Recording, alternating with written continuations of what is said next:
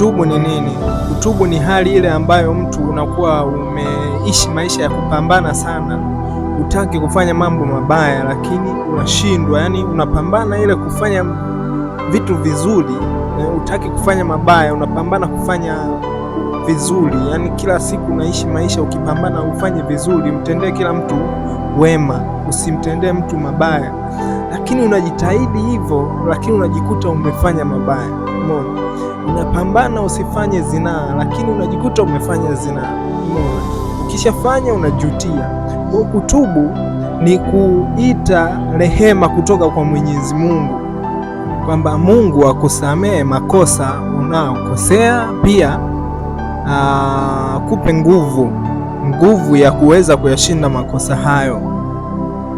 Akupe nguvu ya kuweza kushinda makosa hayo, na nguvu hiyo ya kuweza kushinda makosa hayo ni kupokea Roho Mtakatifu kwenye maisha yako.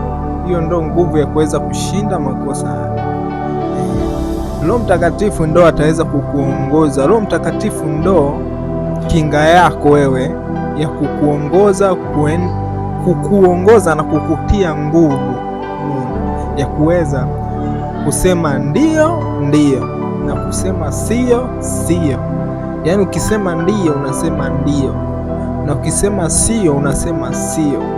Lakini ukiwa nje ya Roho Mtakatifu, ukisema ndio hapo hapo unasema sio. Yaani ndio haiwi ndio, inakuwa ndio, inakuwa sio. Umeona? Kinachofuata sasa baada ya wewe kutubu na kupokea Roho Mtakatifu, kinachofuata inapatikana katika Ufunuo 21 sura ya 3. Ndipo nikasikia sauti kubwa kutoka katika kile kiti cha ufalme ikisema, tazama, hema la Mungu liko pamoja na wanadamu, naye atakaa pamoja nao watakuwa watu wake, na Mungu mwenyewe atakuwa pamoja nao. Kwa hiyo ukishapokea Roho Mtakatifu unakuwa upo pamoja na Mungu. Roho Mtakatifu ndio hema la Mungu, kwa hiyo unakuwa pamoja na Mungu katika hema lake. Hema la Mungu ni Roho Mtakatifu. Umeona? Kwa sababu Roho Mtakatifu ni Roho wa Bwana, kwa hiyo unakuwa pamoja na Mungu. Umeona? Ukishakuwa pamoja na Mungu, kinachofuata sasa katika Ufunuo 21 sura ya 4 inasema, naye atafuta kila chozi kutoka katika macho yao, na kifo hakitakuwapo tena, wala maombolezo, wala kilio, wala maumivu hayatakuwapo tena. Mambo ya zamani yamepitilia mbali. Mambo ya zamani yamepitilia mbali. Kwa hiyo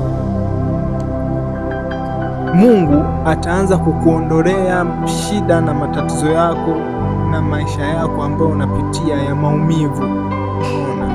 Ataanza kukujengea maisha ya furaha hapa ukiwa duniani, sio wapi sijui.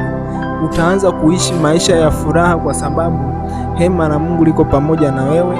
Atafuta machozi katika macho yako. Umeona? Maumivu hayatakuwepo tena, kifo hakitakuwepo tena, hutakufa. Hautakufa kabisa, yani wewe utaishi. Umeona? Kwa watu ambao wana roho wananielewa ninachomaanisha.